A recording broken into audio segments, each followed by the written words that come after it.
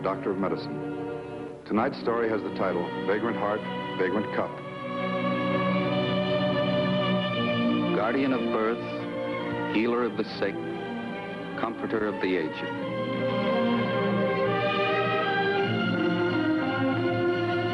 To the profession of medicine, to the men and women who labor in its cause, this story is dedicated.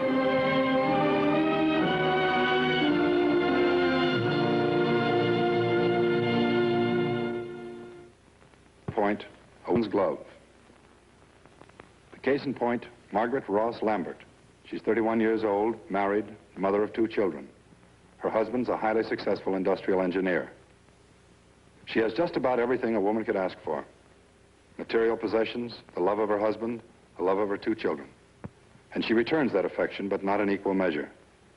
For the greatest love in the life of Margaret Lambert lies elsewhere.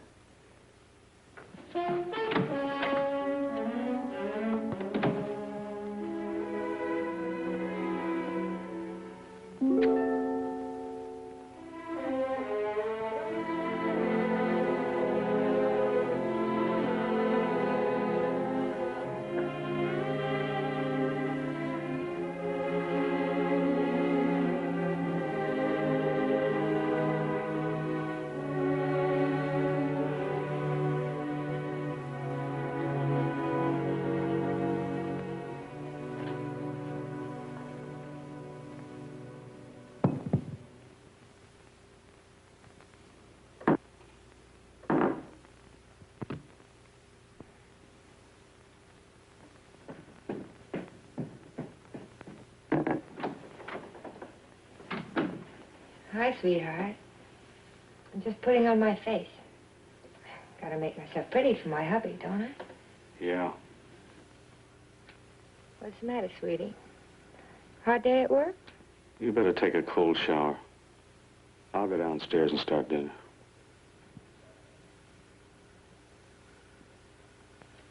You're not mad at me, are you? No, I'm not mad at you. What are you grumpy about? Well, it hasn't exactly been an easy day for me, either. My backache again. Taking care of the kids. Trying to get the housework done. You know what that lazy cow of a maid did this morning? She quit. Lazy cow. She just walked right out and left the place looking like a pigsty. Oh, I don't know, Tom. I just don't know. You promised me. You said you'd cut out the drinking during the day. Honest to Pete, sweetheart. It's just 'cause I was feeling so punk. You understand, don't you? Yeah, I understand. Hop to it now. I'll go downstairs and see what the kids are doing.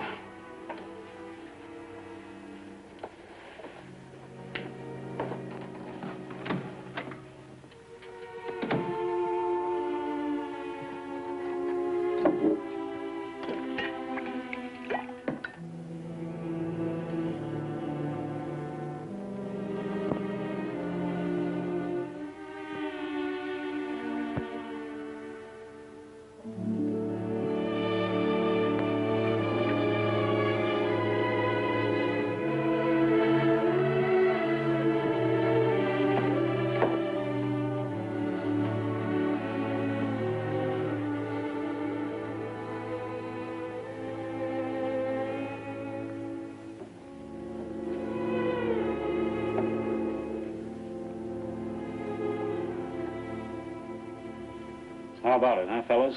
Let's heat up. Start on those vegetables. What a cozy scene. Tommy, let's go out to dinner tonight, huh? Some real nice place. I just feel in the mood for it. Don't you? I'd like to, honey, but I've got an awful lot of work to catch up on. Oh, one night isn't going to make any difference. Come on, huh? We'll go to some real nice place where they have music. We'll order a nice dinner and maybe go to a show or something. Well, run down to Harry's barbecue if you like. Shouldn't take too long. Harry's, that smelly place. It makes me sick. I know. Let's go out to the Red Barn. We could have dinner in the lounge. Well, we don't have to have anything to drink. Just order a nice dinner. Oh, it's such a cozy place. And there's lots of life to it, okay? Afraid not, honey. It'll take too much time. Besides, I've got a lot of work to get out tonight. Okay, who's ready for dessert? I am. But you look how much I ate. Looks like you qualify. Well, just a minute. Well, what kind of monkey business is this? You ought to know better, Tom. You know what the rule is. Now, you kids sit there until you clean up your plates. You don't get a speck of dessert until you do, understand? We're filled up, Mother. Dad? I don't care what your father says. And don't talk back to me. There's one thing I can't stand, it's a fresh kid. Now, clean up your plate and be quick about it. You understand? I don't feel good. I want to go to bed. Did you hear what I said? Finish up your dinner and be quick about it. You've had it, Marge. Go on upstairs and lie down. I certainly will not. What do you mean go upstairs and lie down? Those are my children. They're my own flesh and blood, and I know what's best for them. You're sick, Marge.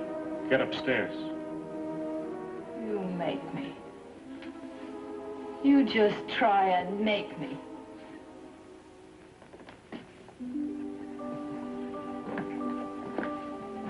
All right, fellas, go on upstairs and get ready for bed. I'll be up to see you in a minute. Okay, Dad. Come on, Tommy.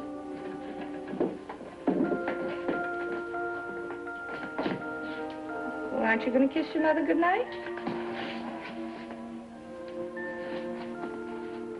Good night, honey. Good night, baby. Sleep tight.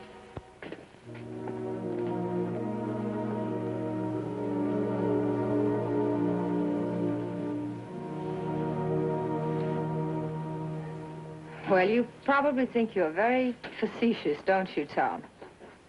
But it just so happens I know what you're trying to do. You needn't be so au contraire about it. What are you talking about? A blind bat could see it. Trying to turn my children against me. My own flesh and blood. I didn't think you'd stoop to that. It's a pretty low trick, Tom. Pretty shabby trick. We'll talk about it later. Come on, let's go. Well, don't try to patronize me, Big Tom Lambert. Class of 41.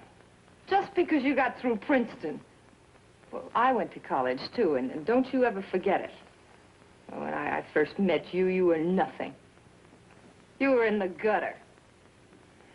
And you'd still be in the gutter if my father didn't loan you that money. Big Tom Lambert. Big phony. Well, big phony, Tom? You used to be pretty, Marge.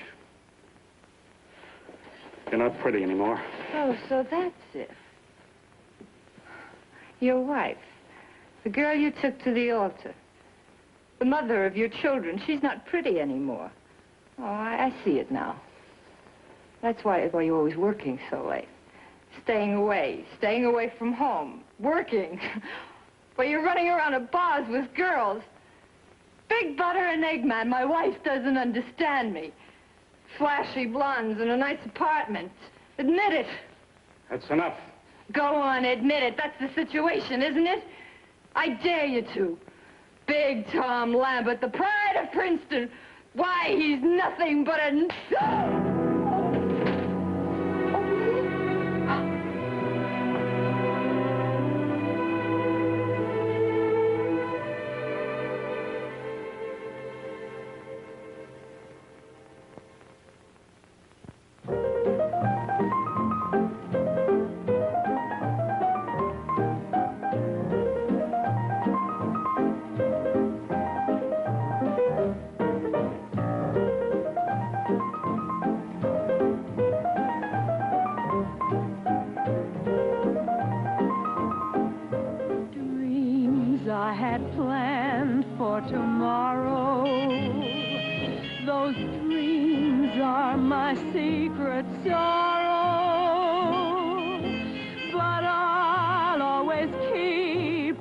Sorrow.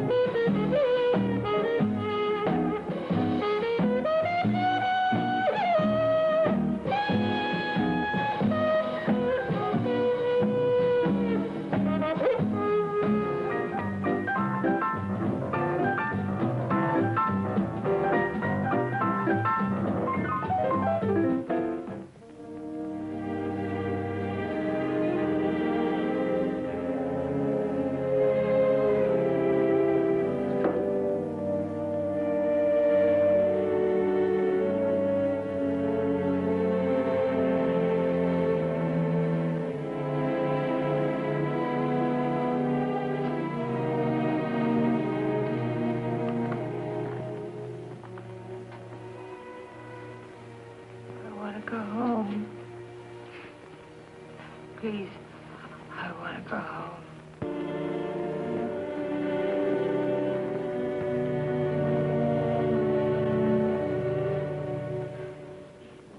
I'm going to be pretty frank with you. Her condition's poor. She's worse off now than I've ever seen her. Well, what are the chances? Well, it's hard to say. She's lost a good deal of blood and she's in shock. We've been giving her whole blood ever since they brought her over from the emergency hospital. How long has she been on this binge? You any idea? Let's see, she left home on the night of the 12th. It'll be 2 weeks tomorrow. What is it, Doctor? Same as before. She has all the signs. Esophageal varices. Hemorrhaging. That's right. The veins at the base of the esophagus. Apparently they're ruptured again. They're bleeding down through the stomach, down into the upper GI tract. I see. As I told you before, this is one of the severe complications with alcoholics. Now, I don't want to unnecessarily alarm you, but there is a possibility she might not pull through. Uh-huh. We've got a Coke machine down the hall. You want one? Yes, thanks. Doctor, this hemorrhaging, you know how it happens? You know how to stop it? Well, we have a pretty definite plan in mind. It's not going to be easy. When you get into cases like these with internal bleeding, liver damage, it's pretty much a case of watching and waiting. But you think she has a good chance? Well, that's hard to say. She's lost a good deal of blood. We have to restore that blood. That's exactly what we're doing now. She's already had 2 pints of whole blood, and she's now on her 3rd. She's just still hemorrhaging, just the way she was.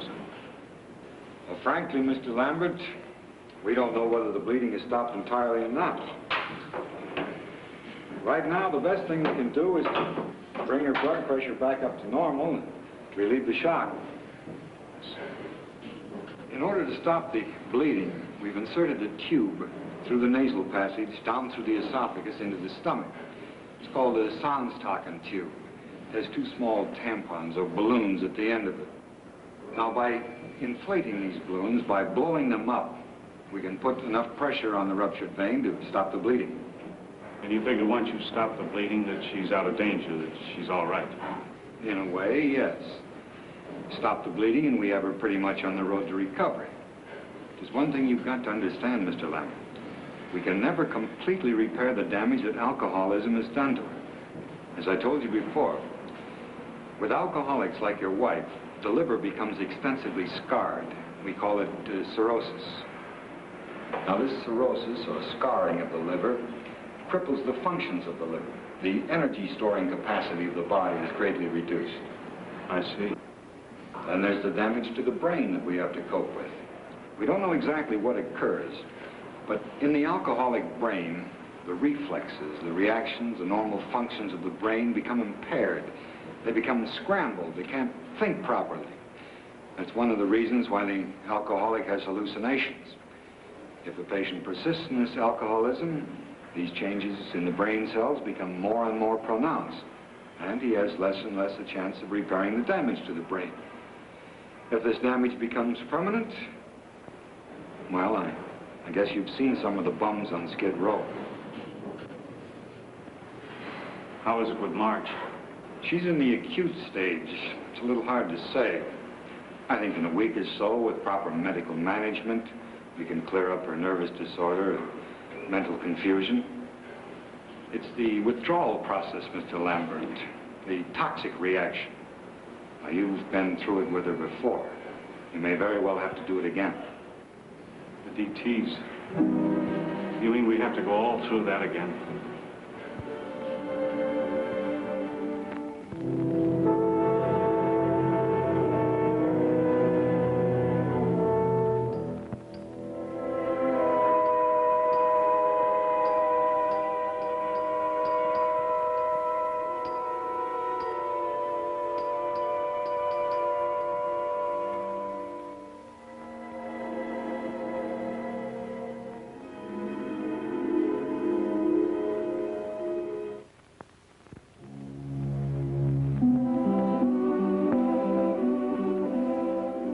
I wasn't sure about the color. I can exchange it for you if you want. It is. It's perfect, and it's wonderful. And you know it. I wasn't sure. Glad you like it. It looked pretty on you. Tom, there's something I have to talk to you about. It's very important. What is it? Like the end of the world coming next Tuesday? I've been thinking about it more than a week. Ever since I stopped seeing things. Since I got over the shakes. What is it, honey? I'm going to ask you a favor, Tom. And I don't want you to say yes or no right now. I want you to go home and think about it. Really think about it. What are you getting at? What's the matter? I want a divorce, Tom. I want you to divorce me. You're really climbing the walls, aren't you? I can't even figure out why I'm still alive. Please, honey. I don't know how it happened. I don't know when it happened. I drank. I kept on drinking. Somewhere along the line, I got lost, I guess. I walked along the edge too long, and I finally fell off. And I'll never make it back. I know I'll never make it back. Forget it. It'll be better tomorrow. Listen to me, Tom. I've made a hash of my own life. I've done pretty much the same with yours. But it's the kids I'm thinking about. I can't hurt them, and I won't hurt them. Any more than I already have, I mean. I won't do it to them. I'm not playing a heroine. Just trying to be practical about it. I'm a sick woman. I'm a stupid, sick woman. And I'm trying to do the best I can for my kids. Do you understand? I understand. Don't give up. Hang on. Divorce isn't the answer. Will you do it for me, please? Like I asked. Go home and think about it. Think about the kids. Then come back and tell me. Promise. I promise.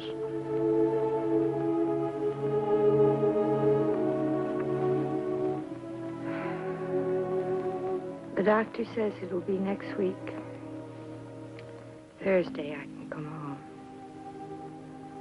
You can tell me then. All right? Okay.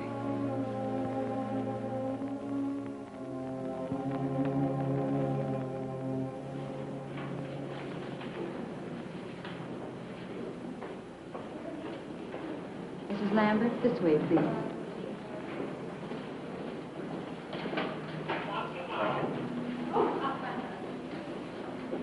All set? Uh-huh.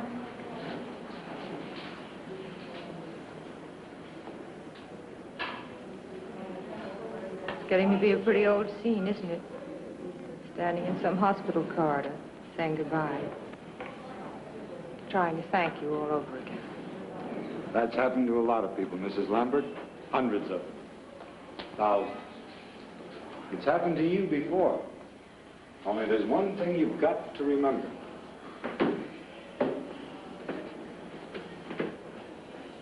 For you, this is the last time. Never again. I'll try. I'll try harder than I've ever tried before. That's all I can promise. It's not for me, Mrs. Lambert. It's for you. It's for your husband, your children. You've got the best part of your life ahead of you. It's a new life, a good life. You can have it if you want it hard enough. Medically, we've been able to do a great deal for you. Most of the damage inside here, we've been able to repair. A few years ago, that wouldn't have been possible. We've done just about everything we could for you. But there's one thing we can't do. You know what that is. I know. Beat the bottle. I think we've mapped out a pretty sound program of therapy for you. Psychiatrists, follow-up visits at my office. The help the Alcoholics Anonymous group is offered. It's all there for you. Dr. Chase? Dr. Chase? Nothing personal, Doctor. I wish I never had to see you again.